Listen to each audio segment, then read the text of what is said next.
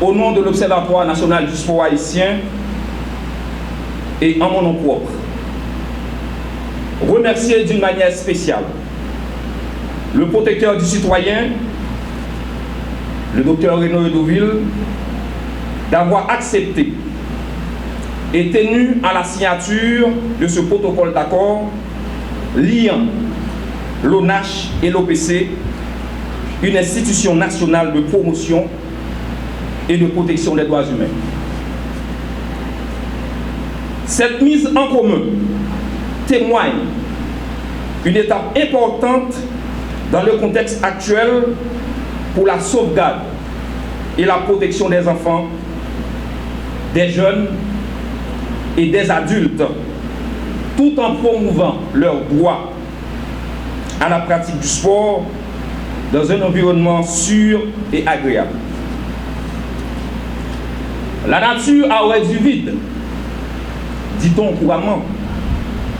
En effet, en attendant que les pouvoirs de l'État prennent des actes législatifs et administratifs en la matière, pour protéger et défendre ce groupe vulnérable contre les abus et les violences sexuelles, cet événement de ce matin, ce partenariat bien entendu, servirait de point de départ vers une mobilisation, une sensibilisation effective de ce combat éternel.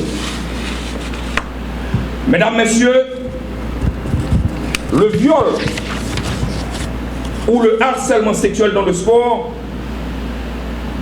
est un phénomène mondial. De la France au Canada, des États-Unis à la Chine, de Nouvelle-Zélande à l'Uruguay, du Brésil à l'Afrique du Sud, c'est le même constat. C'est le même cas de figure.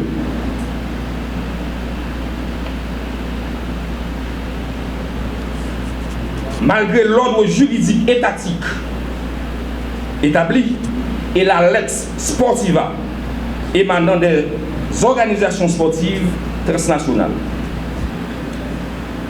Paradoxalement, cette question épineuse reste un sujet tabou en Haïti. Elle est très peu abordée, souvent passée sous silence. À la vérité, très peu d'entités chez nous travaillent dans la protection des droits des sportifs contre les exploitations et les abus sexuels.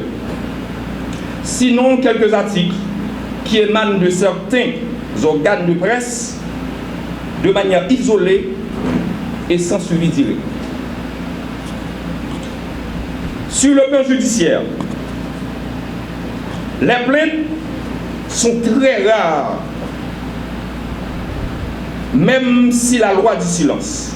L'omerta se brise progressivement et même si les athlètes hésitent de moins en moins à dévoiler les violences endurées. Le sport nous a fait connaître de bons moments, des moments de gloire. Il faut le développer. Il faut l'encourager. Parce que chaque fois nous développons le sport dans le pays, chaque fois nous investissons dans le sport dans le pays, chaque fois nous investissons dans les jeunes, dans les gens de l'école, gens que le ministre Jeunesse Sport l'a fait, et j'ai été fait dans l'occasion Journée internationale Jeunesse là, nous combattons la délinquance, nous combattons la criminalité, nous combattons des espoirs qui la caille Timounio, qui la caille jeune. Cela veut dire le développement du sport doit être une priorité et on pourrait même dire la priorité des priorités qui doit être liée bien évidemment à l'éducation.